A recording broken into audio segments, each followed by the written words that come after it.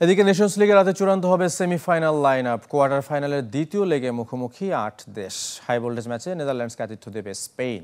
ক্রোয়েশিয়ার বিপক্ষে 2-0 গোলে পিছিয়ে থেকে নামবে ফ্রান্স। পর্তুগালও 1-0 গোলে পিছিয়ে আছে ডেনমার্কের বিপক্ষে। তবে ইতালির বিপক্ষে এগিয়ে থেকে নামবে জার্মানি। সবগুলো ম্যাচই হবে রাত 2:45। ঢালাইয়ে দৃঢ়তা, নির্মাণে নিশ্চয়তা। প্রিমিয়ার সিমেন্ট, ঢালাইয়ের রাজা।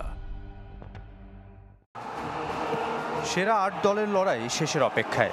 শুধু নেশনস লিগের সেমিফাইনাল নয়, এই ম্যাচের উপর ভাগ্য নির্ধারণ হবে কে কোন গ্রুপে খেলবে বিশ্বকাপ বাছাই।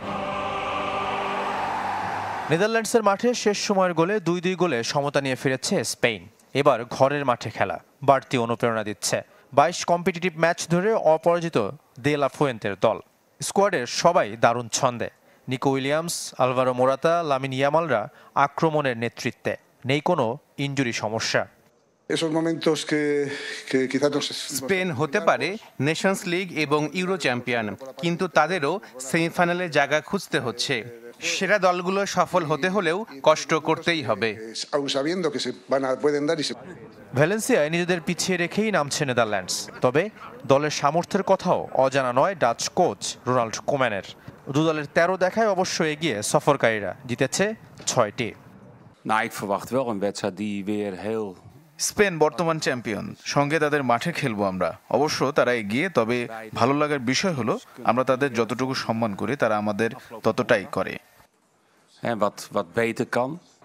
স্পেন নেদারল্যান্ডস গোল ব্যবধানে সমান হলেও ডেনমার্কের বিপক্ষে পিছিয়ে থেকে নামবে ক্রিস্টিয়ানো রোনালদোর পর্তুগাল।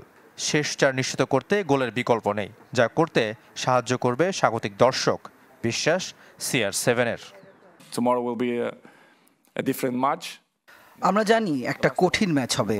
সমর্থকদের কাছে একটা দারুণ আবহ চাই, যা আমাদের বাড়তি শক্তি যোগাবে। এর আগেও আমরা এরকম কাজ করে দেখিয়েছি।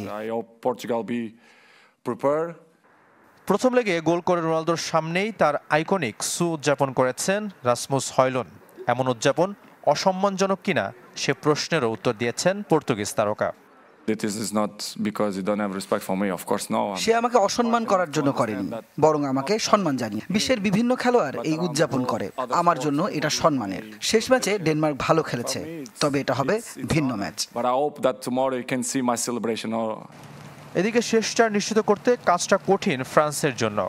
ক্রোয়েশিয়ার বিপক্ষে পিছিয়ে 2-0 গোলে। তাই ফরাসি কোচ দিদিয়ের দেশমের চাওয়া ফুটবলারদের টেকনিক্যাল উন্নতি। মিডফিল্ডারদের নির্ভুল পাসের সাথে আরও সৃজনশীল হবার আহ্বান তার। শাফাত মিদুল, চ্যানেল 24।